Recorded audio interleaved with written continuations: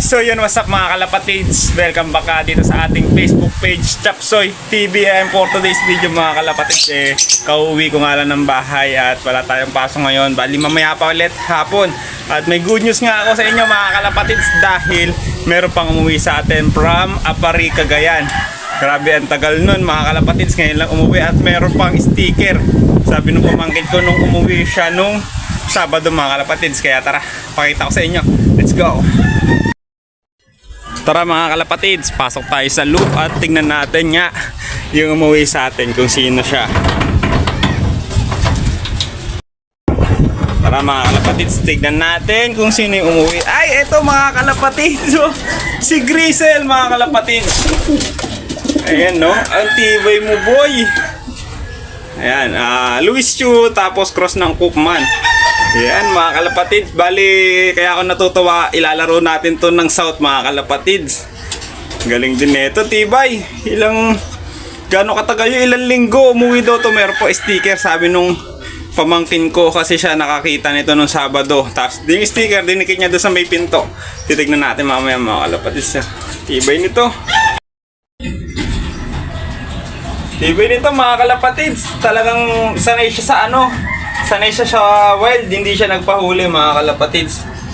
Tapos yung katawan niya, medyo bumagsak lang ng konti. Galing oh, napalayo lang ng gusto pero naganap siya oh. Pinilit niyang makauwi. O hindi talaga siya nagpahuli. Ayun yung tatak mga kalapatids oh. May tatak pa siya nung Apari. Ayan, cambio natin itong mga kalapatids sa South. Magaling tong ibon na to. Habang lumalayo, tumitibay talagang.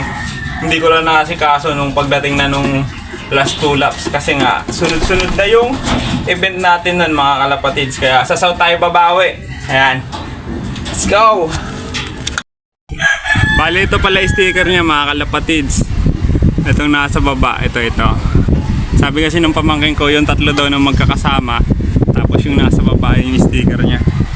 Ayan o, naluma no, sobrang tagal nakakabit. Tapos yung malinaw na lang is yung may balot, may takip ng ng sticker. Ang galing nun mga kalapatids. Pinabilib niya ako kasi isipin nyo, kailan pa yung Apari? Ilang linggo na nakalipas yun, halos 1 buwan na yata. Nung Sabado lang siya umuwi, nitong Sabado lang. Ayan no, anong araw pa lang ngayon? 17 pa lang yata. O tapos nung Sabado ay 17 na. Tapos nung Sabado siya umuwi. Grabe ang tagal nun mga kalapatids. Ang tagal niyang nanirahan sa wild para lang mahanap yung loop niya. Ganun siya katibay mga kalapatids. Hindi talaga siya nagpahuli. Grabe tindi na ito.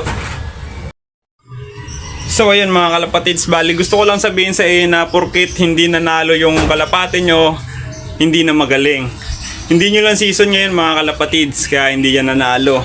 Malay nyo, sa susunod season nyo na. Sabi nga, ang umaayaw ay hindi nagwawagi mga kalapatids, kaya tuloy-tuloy lang, laban lang tayo ng laban hanggang sa mapasa atin na yung tagumpay.